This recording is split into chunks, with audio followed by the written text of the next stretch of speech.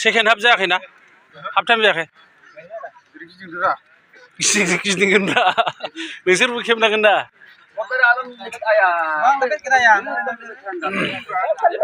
कसुगाव आर.एन.डि. गेवलां गेलेग्रा फोथार दिनै नैथि सान गासै 11 दिन जागोन बेवहाय फैगोन अक्ट'बरनि 6 अक्ट'आव 6 तारिखआव फाइनाल जागोन दा बेवहायनो बा बेजोंनो सरजाबनानै मोनसे मिथिहरनो आङो सानबाय जोंहा बेवहाय कसुगाव आन्चलिक स्पर्ट्स एस'सिएशना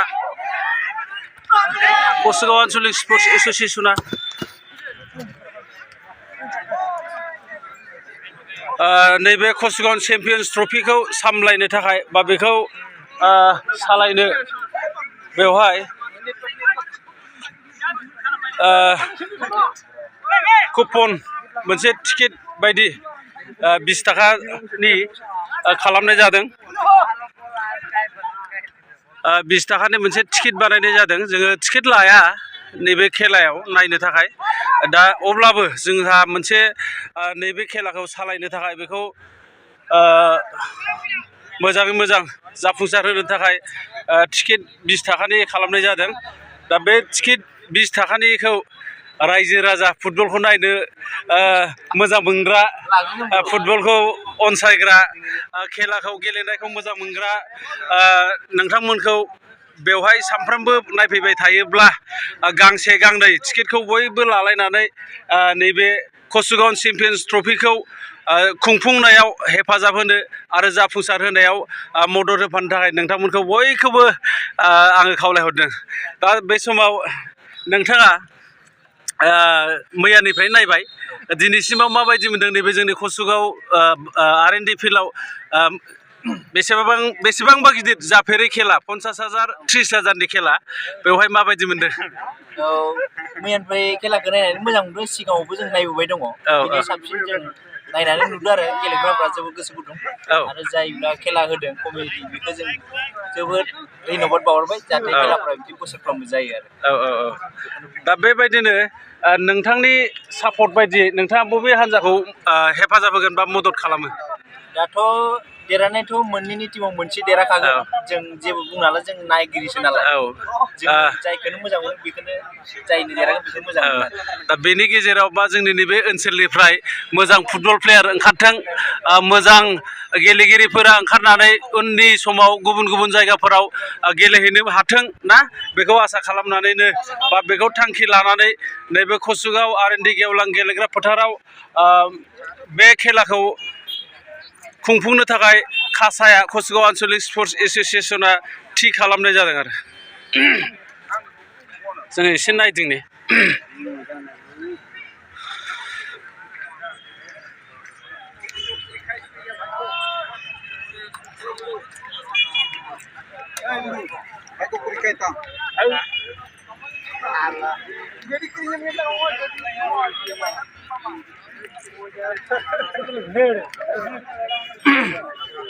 फोथाराबो मोजां जोंना बेवहाय अखा हाबाबो हाब्रु जाया सान्दुं दुंबाबो सान्दुं जाया सायख्लुमानो थायो मोजां आरो जायगायाबो गिदिङोबा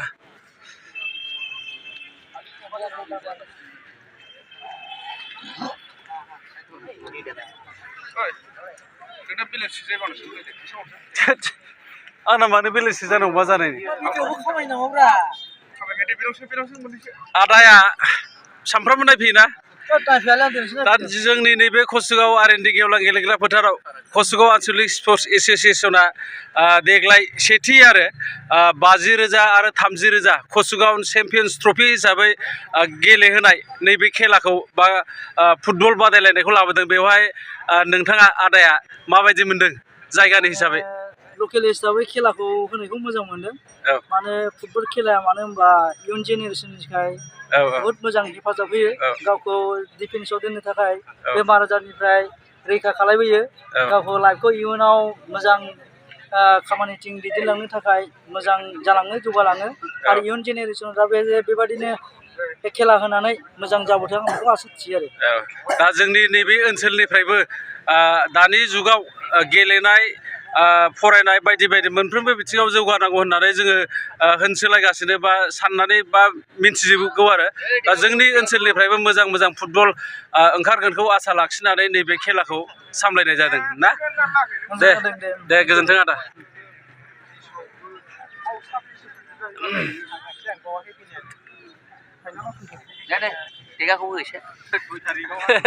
लाखाबायना रिम्ब' ओमफ्राय गेलेनायखौथ' खेबसेनो गाद्रायबायना नोङो दाबो बैसोआ जेबो जायाखैमोन हा गेलेयो सम सम दाबो सम सम गेलेयो दा एक्टरावसो खायदा लादों गामियाव अमा खेलायाव फुटबलावबो गोरोंथारमोन एक्टरावबो दाबो सम मोनबा जाबावो बेसारा सम मोना खोमा ना लाबाय दे मोजां दे जेखि जाया मानसिया माबा मोनसे इंगेज जानांगौ माबा मोनसे खामानि मावनांगौ आरो नों दा बेंकआव मावो जेरै एक्टरावबो मावनो हायो फुटबल गेलेनायावबो मावनो हायोना दे आमरर मोनसे थरागान दे मेसि हेंदा इया मेसि खेला नवा फुटबल खेला दो बागेना ये थोड़ा रोड में से आगे गया इंडी चिन्ना अंडे आम हो मारांग हुई खाई फुटबल प्लेयर बनो लगे ना मत रोड में या या बपला तीसरे बपला को बड़ा खिलाड़ी होते बपला तो तीसरे आम रोड में हां गप्पा में आएंगे बपला काय थोड़ी इंडिया में जोश बा दे माथो भाई मेसी सीता में ना आई माले थे ये माबे को पाल गे मोजाङै दं मोसानायखौथ' गेजेराव होनो हानाय नंला जोंना दा सेमि फाइनालाव हैसै सेमि फाइनालाव आदाया मा सिरि सिरि फुटबल गेलेनाया एसेबां गोगोम जागासिनो दं एसेबां दिनै एसे थान्दा औ बाराबो दिनै बुधबार गोथै बाराय औ बेखायनो एसे थान्दासो थादों आरो माने जि खालामजाया दिनजों बोथोरजों आरो खेलायाबो एसे गोसो होना नायदोंमोन पार्टियाथ' मोजाङानोमोन खिन्थु दा गलसेबो जालायलायनाय जायाखै ओमफ्राय आदानियाव आं मोनसे सोंनो नागिरदों जोंनि गेजेराव बिराद बुरजा मानसिफोर नायो होंगो दोंगो हौवाफोर सेंग्राफोर बोराय बेन्थ नायजोबो बे जोबोद मोजां बाथ्रा नाथाय सिख्लाफोर सासेबो नुवा हिनजावफोर सासेबो नुवा बेनो माबा मोनसे जाहोन दं नामा ओरैनो मोनथिखागौ जे बर' सिख्लाफोरा खम फैयो खिन्थु सावथालफोरनिफ्रा सावथाल सिख्लाफोरा एसे एनै फैयो ओमफ्राय आरो हिनजावफोरनि खेलाबा खिन्थु हिनजावफोरबो हौवाफोरबो दा हजों सानजाहा सोनाबहा जे बिराद हिनजावफोराबो नायो ओरैनो मालाय हारसा टाइप बेंगलि आरो जोंनिया सानजाजोंथ' जोंनिया मिक्सार दङना बेखायनो गोरोबलाया दा नोंथाङा हिनजावफोरखौबो बा सिख्लाफोरखौबो मोदोम गुदुं जानानै फुटबलखौ नायफैनो थाखाय खावलायहरगोन नामा दे खावलायहरदो एसे आं मोजां मोनो बिदि फैयोब्ला औ दे गोजोननाय थाबाय आदा दे सानफ्रामबो नायफैदे आंथ' सानफ्रामबो फैखायो जोंना कुसगाव ओनसोलाव रेप जानानै बारा ना ओंखायनो सिख्लाफोर फैया मा दे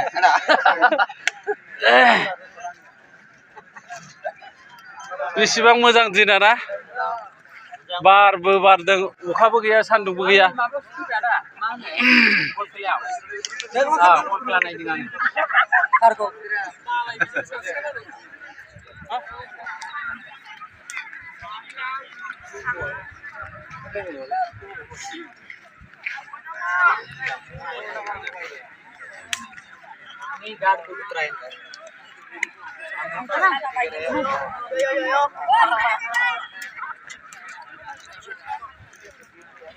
जेबो सोंलाला नोंसोरबो खासानि प्लेयारसो जाहैबाय ना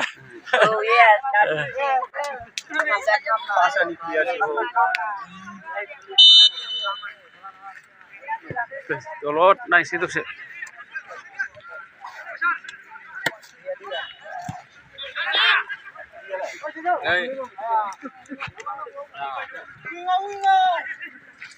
आन्दायबाय मा लटारि होनो मा मोनसे मैयाव खाबाय आं मैयाव लाखाबाय मैया ल'नाय मा जाखो संखांबाय दहाय लेबाव संखांबाय